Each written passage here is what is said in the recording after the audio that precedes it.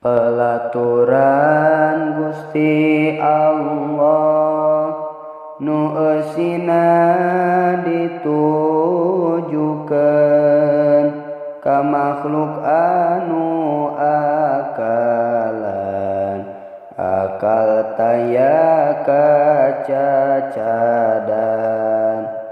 ku pamilihna sorangan, pamilih nu ngahajakeun, gunana pisalameteun dunia jeung kaakheratan.